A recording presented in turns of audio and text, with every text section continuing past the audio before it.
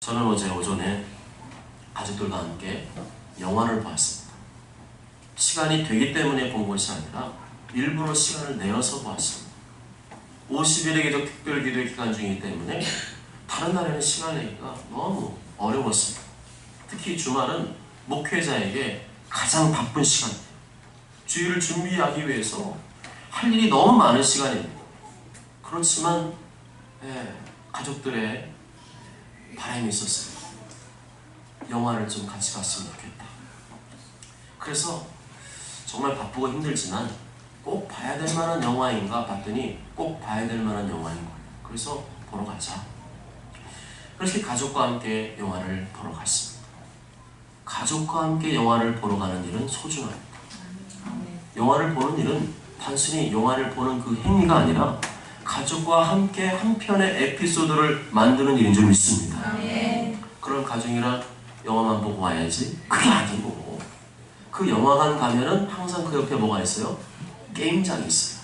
거기서 아이들이 제일 좋아하는 게 뭐예요? 아빠랑 게임하는 거예요. 아빠랑 붙어서 아빠를 이기는 게 아이들의 로망이고 소원이에요. 아이들과 함께 놀아주면 아이들의 얼굴에 그냥 웃음이 나오게 됩니다. 그리고 거기 보면 간단한 외식할 만한 식당도 있습니다. 같이 먹고 같이 즐기고 영화 보면서, 좋은 영화 보면서 같이 얘기하고 나누는 일들, 너무나 소중한 일입니다. 반면에 너무 자주 영화를 보는 분도 있는데 그것은 소중한 추억이 되지 않아요. 뭐든지 너무 흔하면 소중한 줄 모릅니다. 그래서 귀한 줄 알게 해줘야 돼요. 영화를 보러 가시더라도 가족과 함께 보러 가실 때는 1년에 몇 번 딱 보십시오. 맨날 보러 가잖아요. 그럼 애들이 또 보러 가네? 이번에 뭐지? 이런 정도밖에 안 돼요. 그런데 온 가족이 다 함께 준비해서, 예매해서 영화를 보러 간다는 것은 아이들에게 신나는 일입니다. 그렇게 한 번씩 기독영화나 또 건전한 영화 보러 가시는 것은 정말 가족에게 소중함을 더욱더 느끼게 해줍니다. 그리스도인으로서 영화를 보려면 신앙적이고 건전한 영화를 가려서 봐야 됩니다. 공포물, 폭력물, 음란물 이런 것들은 봐서는 안 됩니다. 왜냐하면 영적으로, 신앙적으로 아무런 유익이 없어요. 오히려 그 잔상이 너무 강렬하기 때문에 그게 계속해서 며칠 동안 남아있습니다. 그리고 나도 모르는 사이에 그 사상들이 내 속에 들어오게 됩니다. 그래서 일부러 알면서도 골라보는 일은 삼가야 될 줄 믿습니다. 어제 제가 본 영화의 제목이 무엇이냐? 궁금하세요? 궁금하세요? 네. 바울입니다. 바울. 기독영화 바울이 나왔습니다. 이 영화의 스토리를 이끌어가는 중심인물은 누가입니다. 누가복음을 기록한 누가. 누가는 자신이 지켜본 로마 제국의 그 엄청난 박해 상황들, 그리고 로마 감옥에 갇혀있는 사도 바울의 그 심정과 그 상황을 아주 상세하게 잘 묘사했습니다. 특히 사도 바울이 그 많은 고난과 박해를 받으면서도 그의 믿음과 사명이 흔들리지 않았던 이유를 너무나 잘 묘사해 주었습니다. 그는 왜 흔들리지 않았는가? 그는 그 엄청난 고난과 어려움을 겪으면서도 어떻게 흔들리지 않았는가? 우리는 조금만 어려움만 생겨도 우리의 마음이 금방 요동치고 흔들리는데 어떻게 해서 바울은 그 엄청난 고난과 핍박과 괴로움 속에서도 흔들리지 않았는가? 첫째는 예수 그리스도입니다. 사도 바울은 예수 그리스도를 분명히 만난 경험이 있었습니다. 예수를 만난 경험이 있었기 때문에 다른 어떤 유혹과 고난이 닥쳐와도 절대로 굴복하거나 무릎 꿇지 않았습니다. 난 예수님 만났습니다. 난 정말 예수님 만났으니까 그건 부인할 수가 없는 거예요. 둘째는 예수님 믿기 전에 자신의 손으로 죽인 사람들 때문입니다. 예수님 몰랐을 때 사도 바울은 많은 기독교인들을 박해하고 죽였습니다. 그런데 자신이 고통을 받을 때마다 누구의 모습이 떠오르느냐? 바로 내가 돌로 쳐 죽인 사람들, 내가 죽인 사람들의 모습이 자꾸만 떠오르는 거예요. 그랬을 때 이 사도 바울의 마음 어떻게 변합니까? 내가 그 사람들을 죽였지. 내가 그런 사람이었지. 그런데 이제는 내가 예수 그리스도의 종이 되어 복음을 전하고 있다니. 그것을 생각할 때마다 그 사도 바울의 눈에서는 눈물이 주르륵 흘러내렸습니다. 그러면서 이 고백을 하더랍니다. 내 은혜가 내게 족하도다. 지금 감옥 속에 있고 고난과 어려움 속에 있는데 사도 바울은 내가 정말 주인 중에 괴수이고 많은 사람을 죽인 사람인데 나 같은 사람을 택하여 하나님의 종으로 삼아주신 그 예수님께 내 은혜가 내게 족하다. 그 고백을 되뇌이고 있었습니다. 사도 바울을 신문했던 로마 감옥의 사령관이었습니다. 그래서 사령관이 바울을 향해서 대화를 하면은 사도 바울은 맨날 언제나 진리 얘기하고, 그러니까 당신은 언제나 진리 타령만 하는구만. 누가는 또 사도 바울과 대화하면서 이런 고백을 했습니다. 당신은 언제나 그리스도밖에 없군요.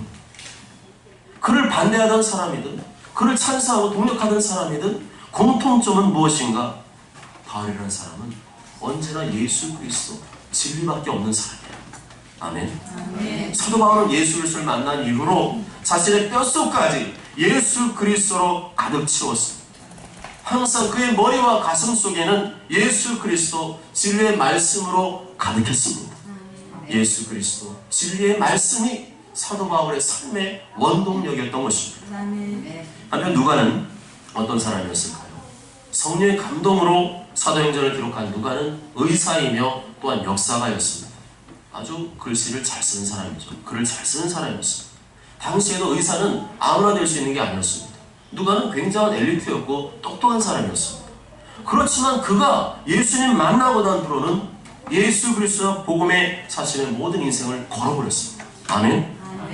그렇게 사는 사람, 예수 그리스도를 위해서 생명 바쳐 사는 사람, 예수님 위해서 헌신하고 살아가는 사람, 그 사람을 사모하고 동경하고 쫓아다녔습니다. 이전 같았으면 자신의 앞길을 열어줄 만한 사람, 자신에게 도움을 줄 만한 사람만 따라다녔겠지만 예수님 만난 후로는 예수님께 헌신된 사람을 따라다녔습니다. 그의 로망은 더 이상 세상의 출세와 성공이 아니라 예수 그리스도 그리고 복음이었던 것입니다. 특히 그는 사도들과 바울을 열심히 잘 따라다녔습니다. 사람 볼 줄 아는 거죠. 사도들과 바울을 보니까 저 사람 정말 예수 그리스도에 미친 사람입니다. 정말 저 사람의 입속에서는, 생각 속에서는 예수 그리스도가 떠나질 않는구나. 저 사람이야말로 진짜입니다. 저 사람 따라다니면서 내가 배워야 되겠다. 그렇게 따라다니면서 누가 자신이 직접 듣고 또한 본 것을 성령의 감동으로 기록하는 것이 누가복음과 사도행전입니다. 누가는 바울의 신실한 동역자였습니다. 다른 사람들은 바울을 다 떠나가는 싸움 중에서도 누가만은 떠나지 않았습니다. 디모데후서는 사도 바울이 마지막으로 기록한 서신입니다. 그 디모데후서 4장 11절에 이렇게 말씀합니다. 누가만 나와 함께 있느니라. 누가만 나와 함께 있느니라. 다 바울 곁을 떠나갔다는 거예요. 바울이 잘 나갈 때는 많은 사람들이 곁에서 함께 해 주었습니다. 그렇지만 바울이 감옥에 갇히고 순교를 앞둔 시간이 되자 다 떠나갔어요. 그러나 끝까지 그와 함께한 사람이 있었는데 그가 바로 누가였다는 것입니다. 우리는 이 사실만으로도 누가가 얼마나 신실한 사람인지를 알 수 있습니다. 그 신실한 하나님의 사람들을 통해서 기록된 책이 바로 하나님의 말씀 성경인 줄 믿습니다. 성경을 왜 믿을 수 있는가? 신학적으로 여러 가지 이유를 나열합니다. 그렇지만 그 중에서 오늘 본문과 연관지어 볼 때 그 이유가 될 만한 것이 무엇이냐? 바로 누가처럼 자타가 공인하는 누가 봐도 거짓이 없고 신실한 하나님의 사람을 통하여 기록되었기 때문에 그것은 하나님의 말씀이라고 인정하지 않을 수 없다는 것입니다. 그런 1절에 나오는 것처럼 데오빌로라는 높은 지위에 있는 사람에게 2번의 글을 써서 보내었습니다. 그 중에 먼저 쓴 글은 누가복음을 가리키고요. 그 다음에 두 번째로 쓴 것이 이 사도행전입니다. 이 누가복음의 내용이 무엇인가? 한마디로 쫙 정리한 것이 바로 1절과 2절입니다. 1절과 2절 다 함께 읽습니다. 시작. 데오빌로여, 내가 먼저 쓴 글에는 예수의 생활하며 가르치는 시간으로부터 그가 택하신 사람들에게 성령으로 명하시고 승천하신 날까지 이를 기억하였노라. 아멘. 복음이 무엇이냐? 복음이 무엇입니까? 한마디로 하면 예수 그리스도이십니다. 예수님이십니다. 복음을 길게 말하면 무엇이냐? 예수님께서 행하시며 가르치신 것, 예수님께서 사도들에게 성령으로 명하시고 하늘로 승천하실 때까지의 모든 일을 복음이라고 할 수 있습니다. 특히 누가는 예수님의 부활에 대해서 말하고 싶었어요. 3절 다 함께 했습니다. 3절 시작. 그가 고난 받으신 후에 또한 그들에게 확실한 많은 증거를 친히 살아계심을 나타내서 40일 동안 그들에게 보이시며 하나님 나라를 말씀하십니다. 아멘. 그가 고난 받으신 후에, 이 말은 예수님께 십자가에서 많은 고난을 받으시고 죽으신 것을 말합니다. 예수님께 십자가에서 기절하신 것이 아니라, 예수님께서 가짜로 죽으신 것이 아니라 실제로 죽으셨다는 것입니다. 그런데 놀라운 사실은 분명히 죽으셨는데 다시 살아나셨다는 것입니다. 아멘. 따라서 부활이 없는 기독교, 부활이 없는 신앙은 신앙이 아니라 종교입니다. 종교생활은 누구나 할 수 있지만 신앙생활은 아무나 할 수 있는 것이 아닙니다. 기독교 핵심은 예수님의 죽으심과 부활인데, 난 아직까지 부활을 못 믿겠다 하는 사람은 아직 신앙생활을 시작도 하지 않은 것입니다. 교회 생활한다고 다 신앙생활하는 겁니까? 천만의 말씀. 부활을 믿는 사람이 신앙생활을 하고 있는 것인 줄 믿습니다. 신앙생활을 오래건 짧게건 간에 부활이 믿어진다면 그 사람은 그리스도입니다. 그럴 때 진정한 신앙생활이 시작되는 것이고, 부활이 안 믿어지면 아직도 신앙생활이 시작된 것이 아닌 것이죠. 예수님의 부활이 역사적인 사실이며 그것이 믿어질 때 그 믿음을 통하여 예수님과 함께 부활하게 되는 줄 믿습니다. 하나님 나라는 믿음으로 가는 나라인데 부활이 안 믿어지는데 어떻게 존경할 수가 있습니까? 여러분, 부활이 믿어지십니까? 진심으로 믿어지십니까? 그렇다면 여러분 이미 거듭난 겁니다. 영적으로 새롭게 다시 태어난 것입니다. 하나님의 자녀가 되었습니다. 영접하는 자, 곧 그를 믿는 자들에게는 하나님의 자녀가 되는 권세를 주셨습니다. 예수님 믿기 전에는 영적으로 죽은 상태이기 때문에 부활이 안 믿어집니다. 이해할 수도 없고 믿어지지도 않습니다. 그러나 어느 날 성령께서 내 속에 들어오시면 내 죽었던 영이 살아납니다. 그 결과가 무엇이냐? 부활이 믿어지는 것인 줄 믿습니다. 부활은 많은 설명을 해주고 많은 증거를 들이대서 그래야 믿어지는 것이 아니라, 성령께서 내 속에서 믿음을 주시면 그냥 믿어지게 되는 줄 믿습니다. 따라서 예수님 부활이 믿어진다는 것은 성령님이 그 속에 계시다는 것을 말씀하는 것이죠. 예수님께서는 당시 실제로 부활하셨다는 사실을 온 세상 더 많은 사람들에게 알리고 싶으셨습니다. 그래서 금방 승천하지 않으시고 40일 동안 승천하지 않으시고 이 땅에 계셨습니다. 부활하신 예수님 모습을 더 많은 사람이 보고 더 많은 사람이 예수님께로 돌아오도록 예수님께서는 40일 동안 이 땅에 머무르셨던 것입니다. 예수님 부활하신 후에 40일 지나서 하늘로 올라가셨습니다. 40은 성경에서 의미가 있는 숫자이죠. 노아 때 홍수가 40일 동안 되었어요.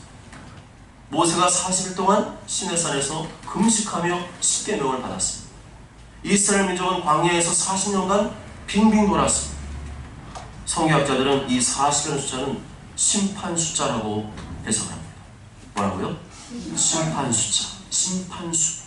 40이 심판수라는 것은 40일이면 충분하다. 40일 동안 부활하신 예수님 보여준데도 못 믿는다. 분명히 반대도 안 믿어진다. 어쩔 수 없다는 겁니다. 부활은 인간적으로 설득하고 알려주어서 믿어지는 차원의 것이 아닌 줄 믿습니다. 부활은 하나님께서 믿음을 주셔야 믿어지는 영적인 영역인 것이죠. 혹시 부활이 아직도 안 믿어지는 분이 계십니까? 나에게 믿음을 달라고 기도하시기 바랍니다. 믿음은 내가 만들 수 있는 것이 아닙니다. 사람이 줄 수가 없습니다. 하나님께서 주셔야 되는 줄 믿습니다. 예수님께서는 40일 동안 부활하신 모습으로 설교하셨습니다. 설교의 내용은 하나님 나라였어요. 하나님 나라가 어떤 것인지, 하나님 나라가 얼마나 영광스러운 것인지, 하나님 나라의 일, 하나님 나라에 관한 일을 끊임없이 말씀하셨습니다. 예수님은 승천하시기 전에 계속 하고 싶은 말씀이 무엇이었는가? 하나님 나라였어요. 얼마나 우리가 하나님 나라에는 관심이 없고 세상 나라에만 관심이 많은지 예수님 그걸 아시기 때문에 예수님 부활하신 후에 계속해서 40일 동안 세상 얘기 하나도 안 하시고 단순, 반복, 집중, 지속, 강행해서 하나님 나라에 대해서만 말씀하셨습니다. 왜 이렇게 예수님은 하나님 나라에 대해서 말씀하셨을까요? 하나님 나라는 실제라는 것입니다. 하나님 나라는 실제로 존재하는 나라이기 때문에 그 나라를 위해 살아가는 것입니다. 아멘. 그리고 이 땅이 그러한 하나님 나라로 바뀌길 원하신다는 것입니다. 아멘. 너희는 먼저 그의 나라와 그 일을 구하라. 그러니 모든 것을 너에게 더하시리라. 나라가 임하시오며 하늘에서 이루어진 것 같이 땅에서도 이루어지리라. 아멘. 우리의 관심이 온통 하나님 나라로 물들여지길 원하신 줄 믿습니다. 우리 생각과 마음이 하나님 나라로 가득 차길 원하신 줄 믿습니다. 그렇게 되면 슬픈 마음이 있을까요? 어두운 마음이 있을까요? 우울한 마음이 있을까요? 잠시는 그럴 수 있어도 하나님 나라를 계속 묵상하고 바라보면 우리의 마음속에는 어둠은 물러가고 의와 평강과 기쁨이 임하게 되는 줄 믿습니다. 또한 예수님은 하늘로 올라가시기 직전에, 언제라고요? 올라가시기 직전에 제자들을 모아놓고 마지막으로 신신당부하신 말씀이 있습니다. 그것이 4절과 5절 말씀입니다. 4절과 5절 다 함께 읽습니다. 시작. 사도와 함께 모이사 그들에게 공부하여 이르시되 예루살렘을 떠나지 말고 예루살렘과 아버지께서 약속하신 것을 기다리라. 요한은 불로 세례를 베풀었으나 너희는 연단이 못되어 성령으로 세례를 받으리라 하셨느니라. 아멘. 너희들이 지금 어려운 상황에 처해 있다는 것을 안다. 나를 믿기 때문에 많은 사람들이 너희들을 잡아 죽이려고 한다는 것을 안다. 그래서 피신하는 것이 좋겠다고 생각하고 있지? 아니에요. 그렇게 하면 안 돼. 그렇게 하지 말고 기다리라는 것입니다. 아멘. 무엇을 기다리라는 거예요? 약속하신 것을 기다려라. 누가 약속하셨어요? 아버지께서 약속하신 것을 기다려라.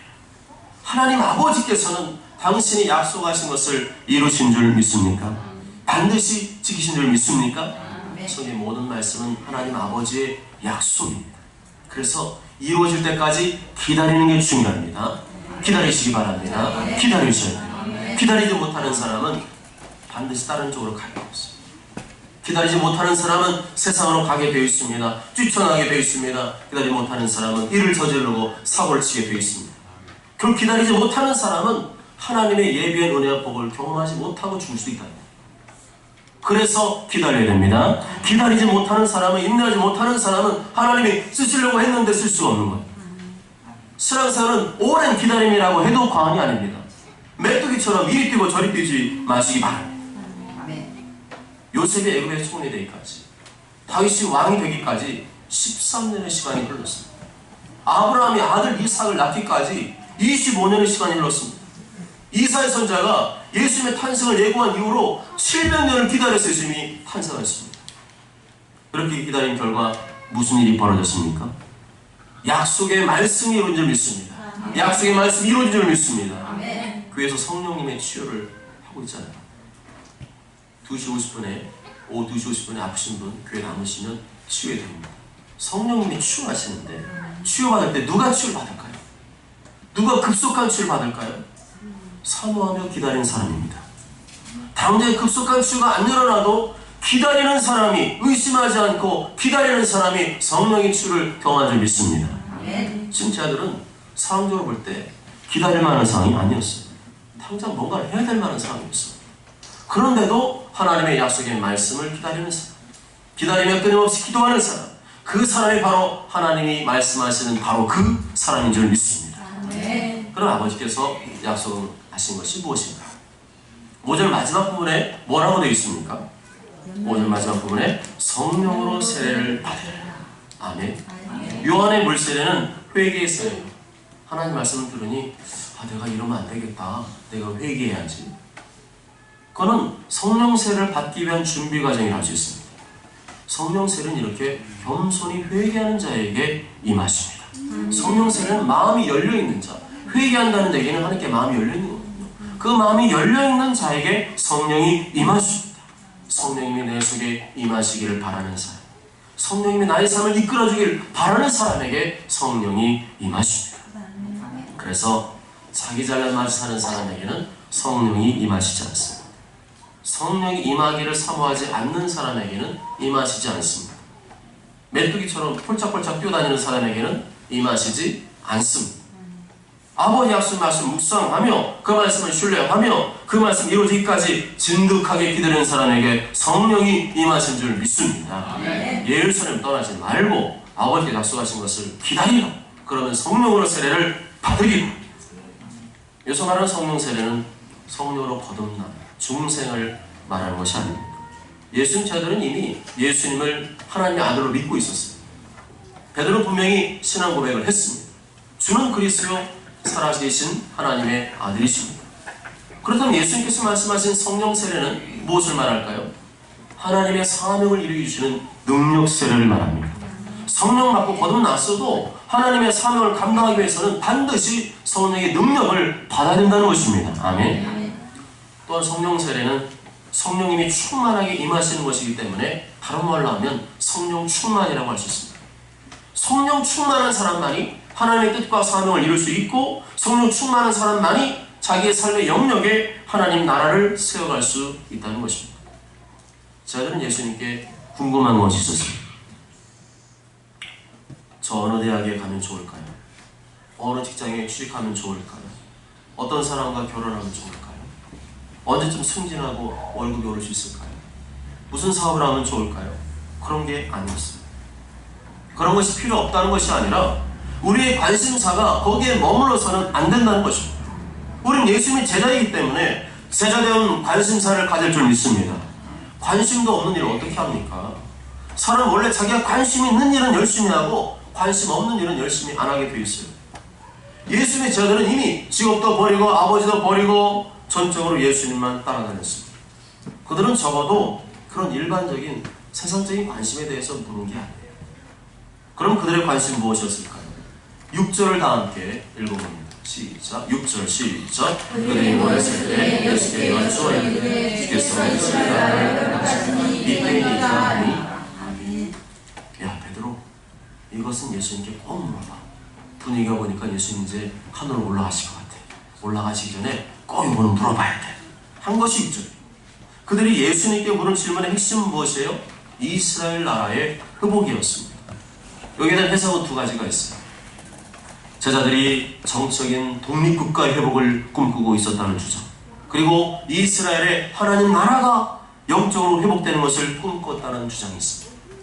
첫 번째 주장은 지금 로마의 식민 통치 가운데 있었거든요. 일제치하 있었던 것처럼 지금 로마의 식민 통치가 있었기 때문에 이스라엘이 이제 독립하기를 원한다. 그런 바람, 그런 회복, 그런 정치의 회복을 말하는 것이라면, 두 번째는 이스라엘의 하나님의 나라가 이루어지고 영적인 회복을 경험하는 것이었습니다. 여튼 예수님께서는 그 질문에 대해서 그렇게 귀담아 듣지 않았어요. 저희들은 되게 궁금해서 이거는 꼭 물어봐야 되겠다. 예수님 올라가시기 전에 바지가랑이 붙잡고라도 이거 꼭 물어봐야 되겠다 해서 아주 진지하게 용기를 내서 예수님 이거는 꼭 좀 알려주세요. 이스라엘을 회복하시니 언제입니까? 그때 예수님은 별 중요하지도 않은 건데 물어본다고 그렇게 반응하세요. 7절 함께 읽어보실까요? 7절 시작. 이르시되 때와 시기는 아버지께서 자기의 권한에 주셨으니 너희가 알 바 아니라. 쓸데없는 말 하고 있다는 겁니다. 언제 내가 원하는 게 이루어지고, 언제 내가 하는 일이 대박이 나고, 언제 내 자식 커서 나의 용돈을 찔러줄까? 그런 거 궁금해하지 말라는 겁니다. 모든 때와 시기는 하나님 아버지의 소관이고 하나님 아버지의 권한이니까 니들이 알 바가 아니라는 겁니다. 하나님 아버지께서 때와 시기를 일일이 너에게 알려주실 일이 없으니까 신경 끄라는 거예요. 너희는 때와 시기를 알려고 하지 말고 거기 관심 쓰지 말고 정말 너희가 관심을 써야 될 것은 바로 이것이다. 너희는 이 일을 이루기 위해서 애쓰고 힘쓰고 충성을 다하라 말씀합니다. 그럼 이 일이 무엇입니까? 예수님께서 우리에게 관심을 갖고 힘쓰라고 명령하신 그 일이 무엇입니까? 8절 다 함께 읽습니다. 시작. 8절 시작. 오직 성령이 너희에게 임하시면 너희가 권능을 받고 예루살렘과 온 유대와 사마리아와 땅끝까지 이르러 내 주인이 되리라 하시니라. 아멘. 하나님 아버지께서 약속하신 성령을 기다려요. 그럼 반드시 성령님이 임하실 텐데, 성령이 임하시면 너희가 권능을 받게 된다. 그 권능을 받게 되면 그 권능으로 땅까지 이르러 내 증인이 될 것이다. 너는 거기에 관심을 쏟으라는 것이었습니다. 아멘. 아멘. 여러분 관심 뭡니까? 여러분 관심은 세상적인 관심입니까? 아니면 예수님 말씀하신 그 사도행 1장 8절의 관심이십니까? 사도행 1장 8절은 우리가 늘 암송해야 될 말씀입니다. 이것은 사도들만이 아니라 모든 그리스도인에게 주신 명령인 줄 믿습니다. 아멘. 예수는 반드시 이 땅에 다시 오시게 되는데, 그때 오셔서 무엇으로 평가를 하시느냐? 바로 이거예요. 다른 말씀을 가지고 평가하시면 사도행전 1장 8절 말씀으로 우리를 평가하실 겁니다. 아멘. 아멘. 왜냐하면 부활 승천하시면서 마지막으로 당부하신 말씀이기 때문에 제일 먼저 오시면 뭐 가지고 물어보실까요? 요 가지고. 사도행 1장 8장 너 했어 안 했어? 안 했는데요? 패스. 너 했어 안 했어? 패스. 너 했어 안 했어? 패스. 했는데요? 일로 와.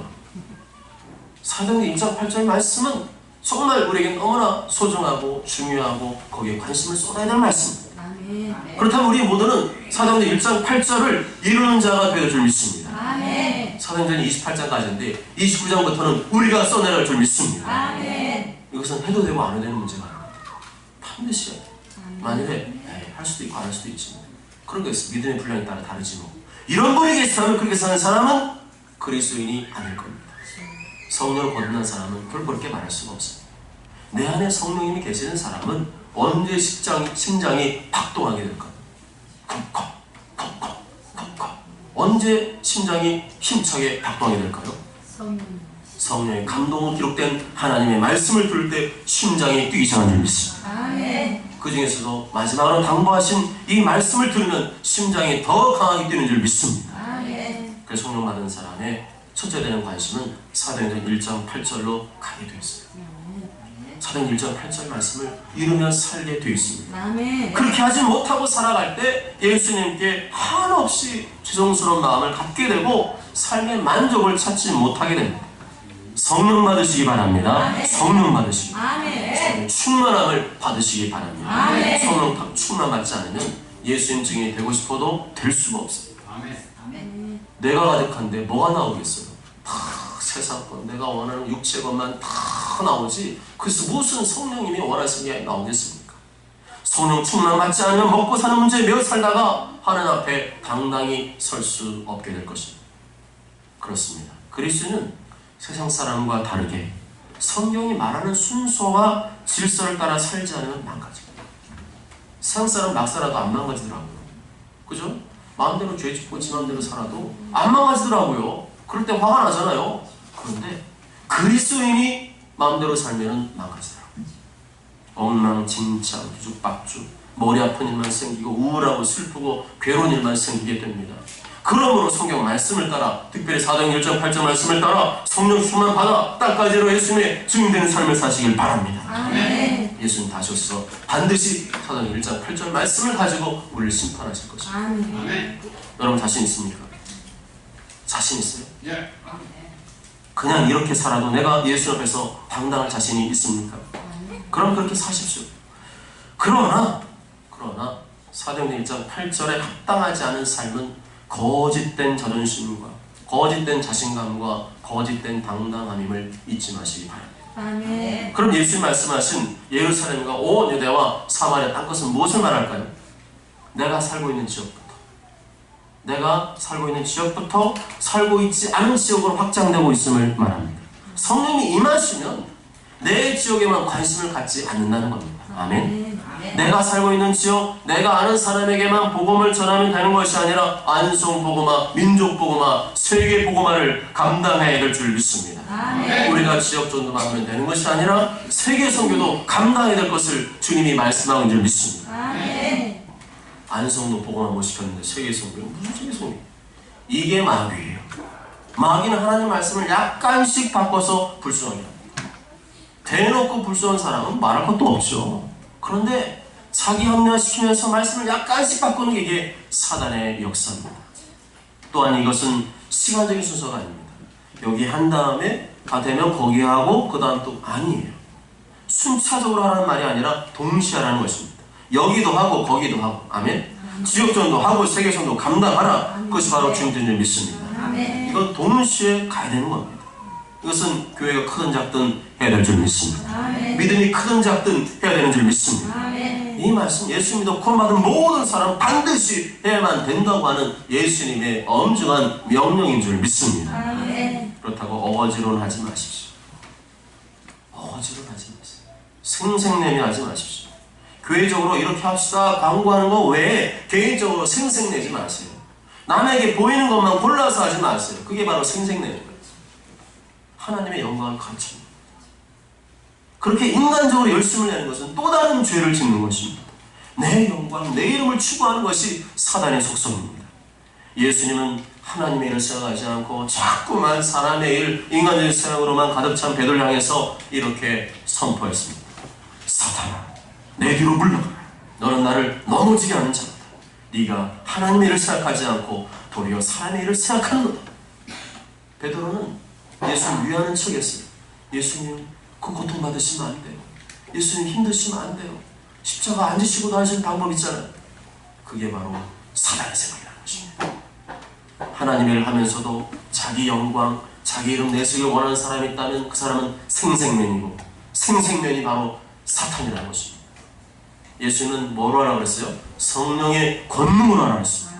성령 충만하지 못한 사람이 교회에서 과도하게 헌신한다? 그것은 기뻐할 일이 아니에요. 그만한 칭찬과 박수를 안 해주잖아요? 나중에 삐지고 토라지고 난리가 나요.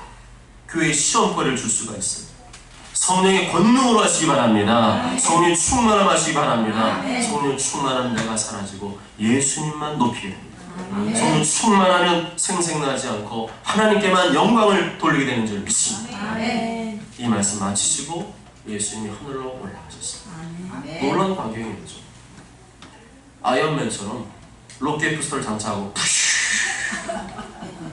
올라가신 것이 아니라 너무나 자연스러워요. 중력의 법칙을 잠시 일적으로 해제시켰어요. 그러니까 예수님이 얼마나 희한하고 놀라웠을까요? 와, 저 뭐지? 예수님 봐봐, 예수님 봐봐. 계속 올라, 계속. 그러다가 구름에 가려워져서 예수님 보이지 않게 되었습니다. 계속 예수님 이제 안 보이는데 하늘만 쳐다보고 있어요. 그러니까 그때 누가 나타났어요? 흰 옷 입은 두 사람이 나타납니다. 천사가 나타났죠. 그 다음에 뭐라고 그래요? 친구가 나타났죠. 11절 말씀 다 함께 했습니다. 11절 시작. 어찌하여 서서 하늘을 쳐다보느냐? 너희 가운데서 하늘을 오르신 이 예수는 하늘로 가시는 보는 그대로 오시리라 하였느니라. 아멘. 쳐다만 보지 말고 듣지만 하지 말고 이제는 어떻게 하는 거예요? 실행에 옮기라는 겁니다. 아멘. 아버지 약속한 성령을 기다리면 이제 기도하라는 거예요. 기도 안 했으면 이제 기도하라는 거예요. 기도해서 성령의 능력을 받아서 땅까지로 내 증인이 되라. 주님 다시 올 때 그것을 물으시겠다는 것입니다. 아멘. 사랑하는 여러분, 예수님께서 죽음에서 부활하셨습니다. 부활하셨습니다. 아멘. 죄와 사망 권세를 이기고 부활하셨습니다. 아멘. 예수님 부활을 믿는 모든 자에게 부활의 소망, 영원히 죽지 않는 생명을 보여주셨습니다. 아멘. 그럼 이제 뭐 하라는 거예요? 열심히 공부도 하고 일도 하고 돈도 많이 벌고 가정과 교회에서 여러 가지 성실히 감당하고 그러면 되는 건가요? 그러면 그게 다 그리스도인을 섰다는 것인가요? 아니, 그러면서도 하지 말라는 게, 그러면서도 가슴속에 뭐가 불타올라야 돼요? 사도행전 1장 8절 말씀이 불타올릴 줄 믿습니다. 난 아직까지 천국 안 보셨잖아요. 그럼 지금 사도행전 1장 8절 말씀 적용받고 있는 거예요. 개인적으로 먼저 갈 거 아니에요. 누가 먼저 갈지 아무도 모릅니다. 나이 많으신 분 계시지만 나이 많다고 먼저 가시나요? 가실 때는 순서가 없어요.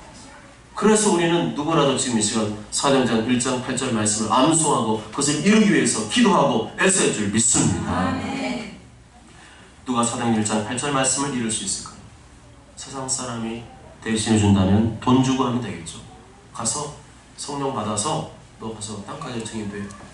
그런데 그게 되나요? 안 되는 일이에요. 성령님이 임하셔야 이 말씀이 진심이 되는 것이고 이 말씀대로 살아갈 수가 있는 겁니다. 그런데도 누가 대신해 주기를 원합니까? 나 아니면 누가 해주겠지? 그건 마귀의 소리예요. 예수는 바로 내가 하기를 원하신 줄 믿습니다. 예수는 바로 당신이 감당하기를 원하십니다. 이것은 믿음의 문제가 아니라 순종의 문제인 줄 믿습니다. 순종하시기 바랍니다. 순종하시기 바랍니다. 저런 모두가 사도행전 1장 8절 말씀 붙들고 성령의 권능을 받도록 힘쓰기도 하시고 성령의 권능을 받아 지역전도, 민족복음화, 세계복음화를 감당하며 예수님 다시 오시기를 예비하며 준비하는 주역들이 되시길 주님의 이름으로 축복합니다. 아멘.